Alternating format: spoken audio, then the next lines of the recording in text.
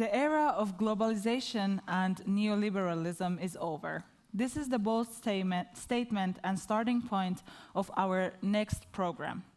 The Finnish-Philippine Society has invited Walden Bello, one of the sharpest critics of global capitalism, to discuss what will happen to the global south.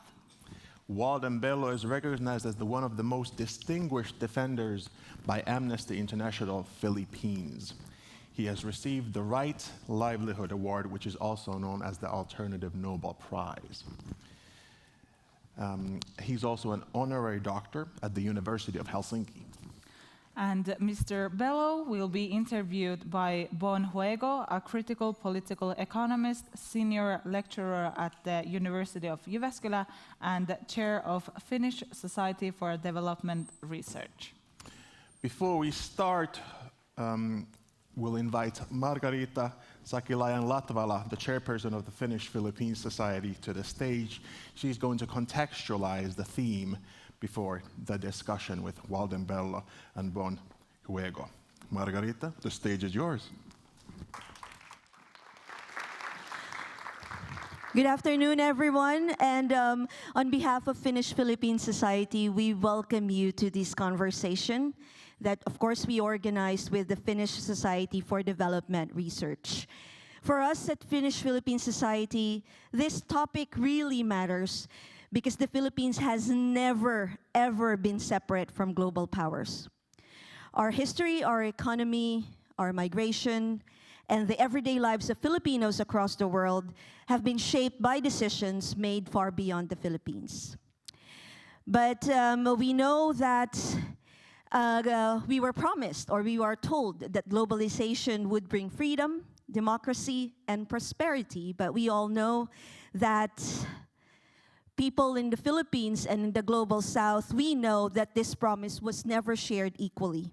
It has meant debt, insecurity, leaving home for work, and being expected to survive systems that were not built for the global south. Now the world, as we know it, is changing again. Powerful countries are acting more openly only in their own interests. The question is what this new world means for the global south, for people living across the borders, and for movements that continue to fight for justice and freedom. This is why we think this conversation is important here in Finland as well. The choices made here at this very moment about migration, about racism, about development and security are deeply connected to wider global struggles. So today, we invite you to listen, reflect, and stay with the difficult questions as these are part of our current reality. After this interview, we also would like to invite all of you to continue the discussion with Walden and Bonn in the lobby, where there will be a possibility for questions and answers in a more informal setting. And with that, I would like to ask everyone here, please, warm welcome to Walden Bello and Bonn Juego.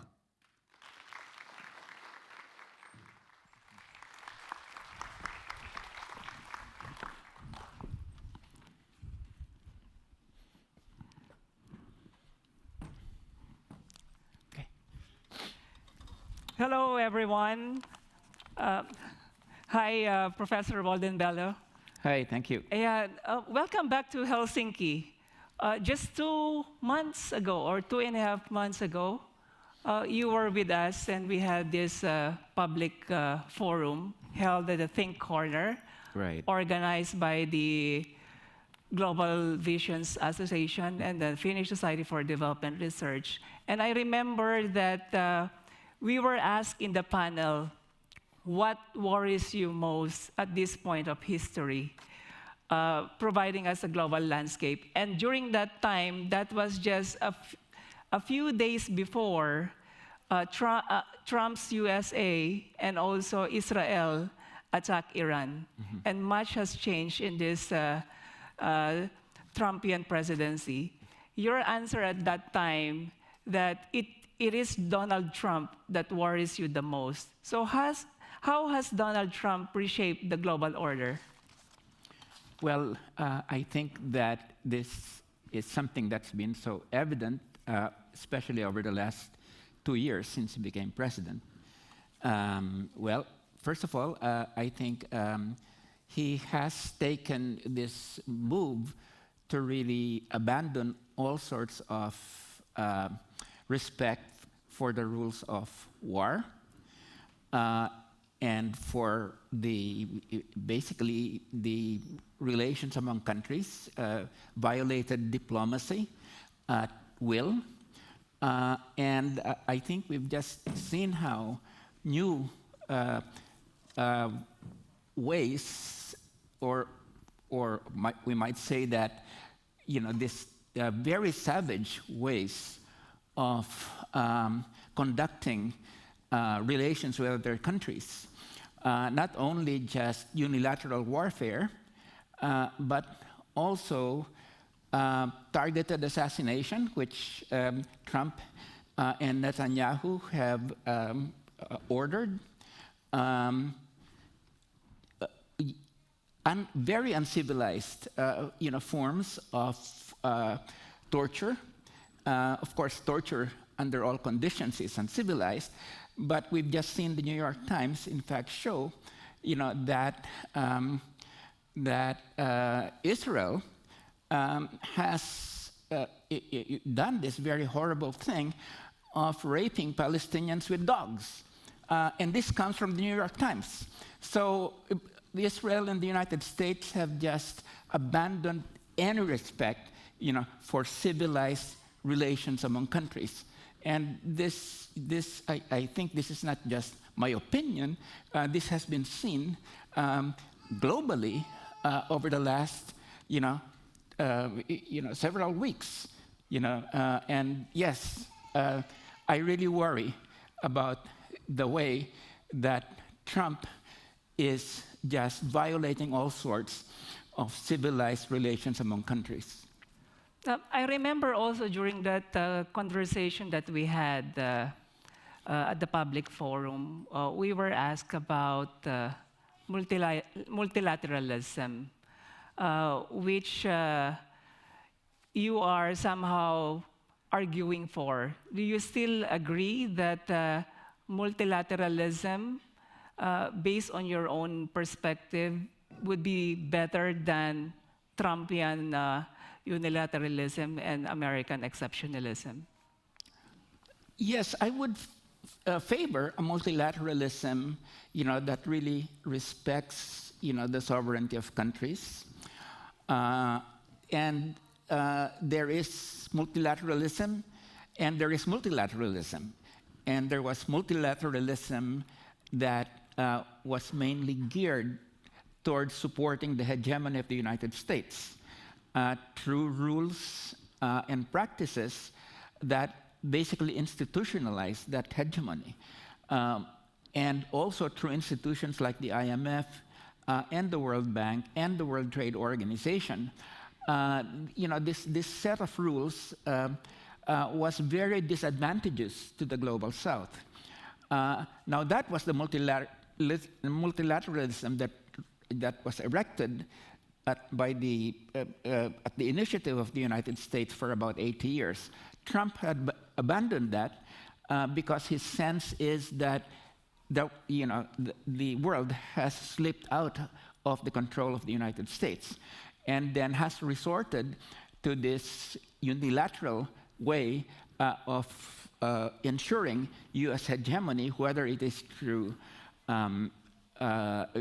imposing, unilateral tariffs on about 80 countries, 180 countries, or through this unpredictable push of undermining global security through unilateral attacks, for instance, on Venezuela and on Iran. So the old multilateralism, there is no returning to that. I think, that Trump himself has destroyed that basis of U.S. hegemony. And the unilateralism that we have right now is, of course, equally supportive of the US hegemony. So what we really need is a multilateral order that is neither of these two, but a multilateral order that really respects equality among countries. And that is the task that we really need to promote.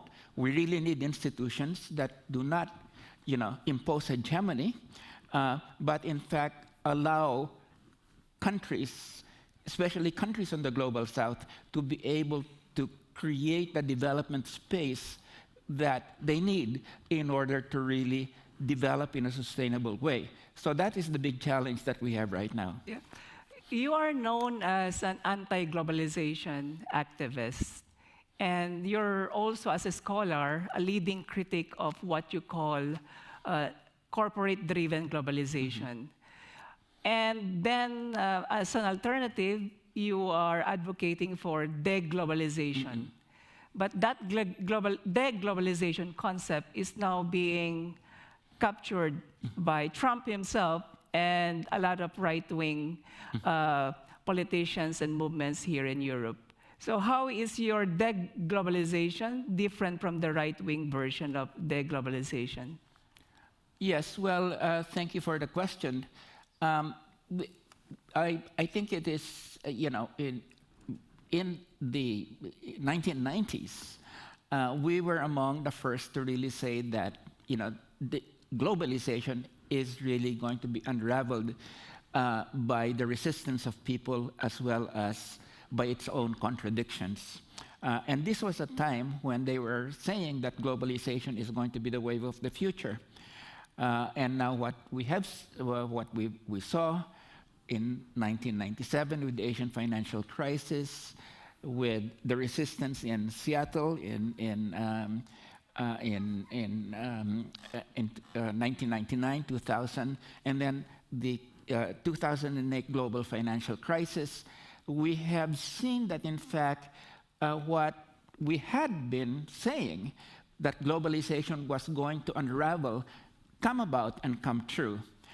And in 2002, we published the book called Deglobalization, which offered this alternative, that would allow countries the space to be able to develop according to their rhythms, their practices, their customs, and their objectives.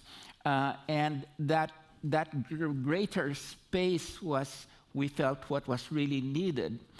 So it's a deglobalization that was not something that was going to be imposed on the world in terms of a hegemonic power. And what Trump, in fact, is doing is that to say that, okay, globalization has failed, and now what we want to do, especially the big, powerful countries, but especially the United States, is we want to be able to create a global order where our interests really come first, whether it's to bring back global value chains to the United States, to erect tariffs against other countries. So it's a very unilateral attack on the global world order.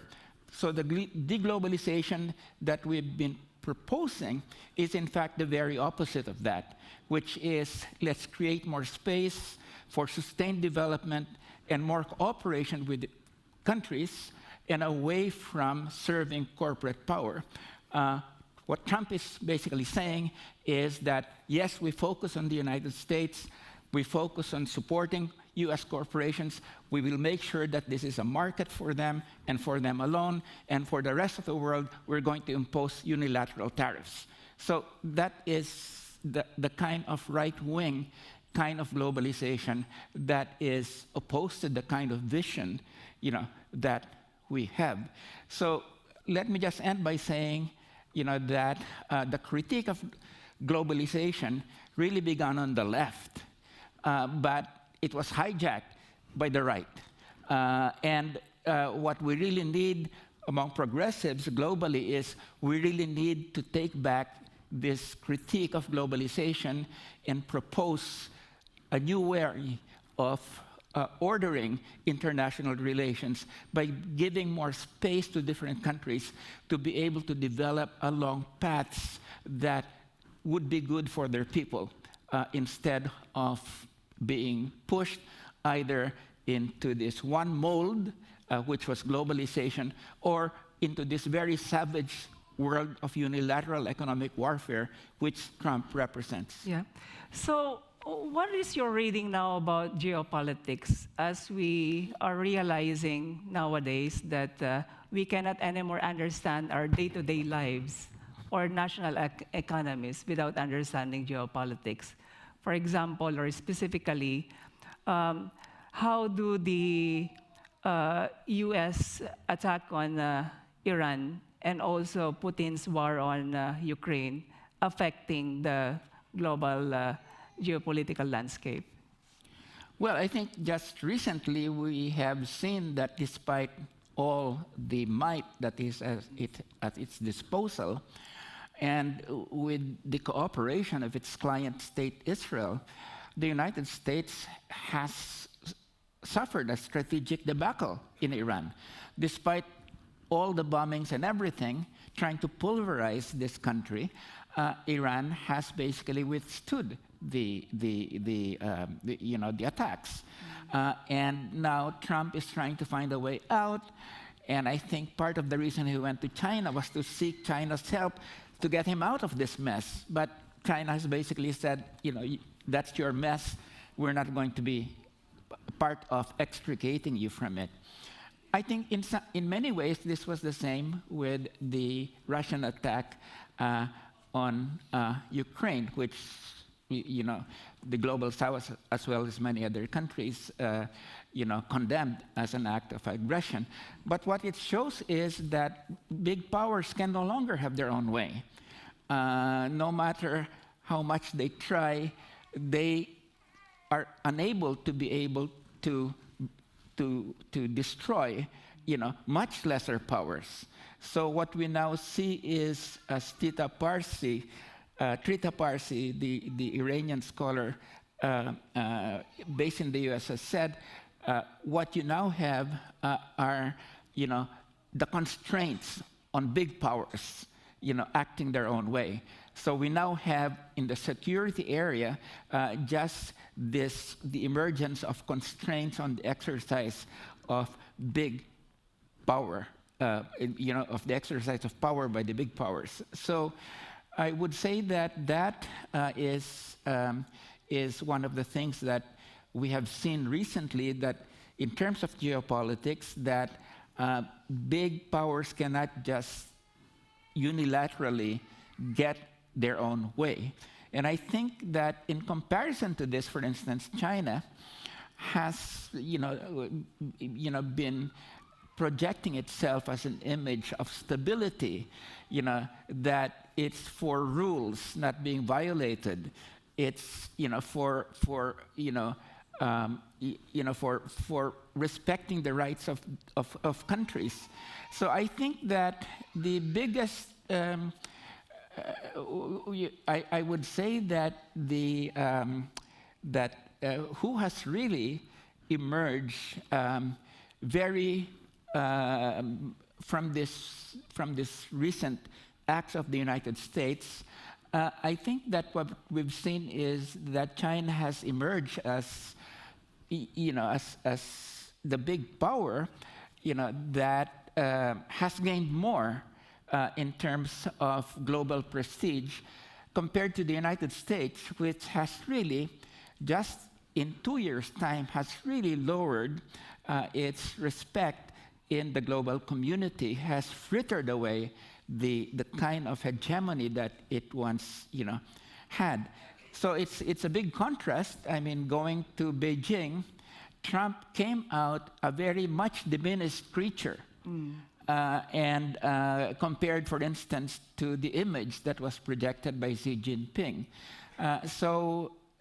This is, and a person like Trump, I think he is very unpredictable, and I think he has more than 2 more years left in his presidency. How much more he will bring down the power and prestige of the United States, I don't know. But he is liable to make more and more of this kind of irrational decisions. And I think that it's very important, for countries in the global south, Europe, to be able to distance themselves, from this hegemon that's run wild and is in fact threatening the global, the global order, both economically as well as politically and militarily. Yeah, maybe as a final question, I would like to follow up on that. How do you envision, let's say, a positive role for Europe, where we are at this time, and also a positive role for the global south, where we are from originally, in the emerging post-liberal world order? Well, I think what's happening really is I agree with those who would say that we have a multilateral world that is emerging, and that there are both positives and negatives to what we're in right now. There's the great in Italian Marxist Antonio Gramsci once said, that a new world is being born, and now is a time of monsters, which means that there's a lot of fluidity and unpredictability. But I think what this means is, that we need to hold on to our values. We need to hold on to the values of democracy, equality, justice, as the guiding lights in the coming period, in which a new multilateral, multipolar world is being constructed. So that's sort of the. In other words, and I would just like to also mention something that Gramsci also said, which is pessimism of the intellect and optimism of the will, which meant for him, my preferred interpretation of that is that basically that although you may not see yet, according to your mind, the new shaping world order, the important thing is to act with respect to your values, because you have faith that if you act, you're going to influence the creation of this new world. So that's the way that I would look at the future. The only thing that I would say that I forgot to mention is the sooner the Europe distances itself from the United States, the better, because right now, the way that the big European countries are acting, it's like they're all trying to supplicate and please Trump. Unless, of course, there are certain things that they cannot do, like come with Trump on this war on Iran.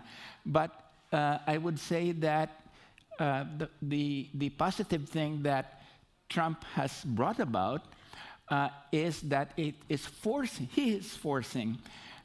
the peoples of Europe to think that really this alliance with the United States is dead, and it's going to bring them more grief if they continue to believe that they can revive it.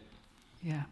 So I think as we close this timely conversation, let me just say that true liberation is not a personal possession. It is a collective environment of emancipation. You cannot be truly free if your security relies on the oppression of your neighbors, or if your lifestyle depends on the killing of fellow human beings and the plundering of ecosystems across the globe. Because the core truth remains, My freedom as an individual is an illusion if it relies on your subjugation. The freedom of each is the condition for the freedom of all. Thank you, Walden Bello, for helping us imagine that shared horizon. Indeed, freedom is not free. As your former student, I still remember one of your memorable lines. Empires never last, but resistance and solidarity should be forever. Thank you.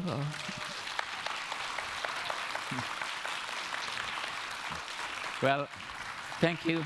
Bonn, I don't remember having said that in class, but if you say so, great.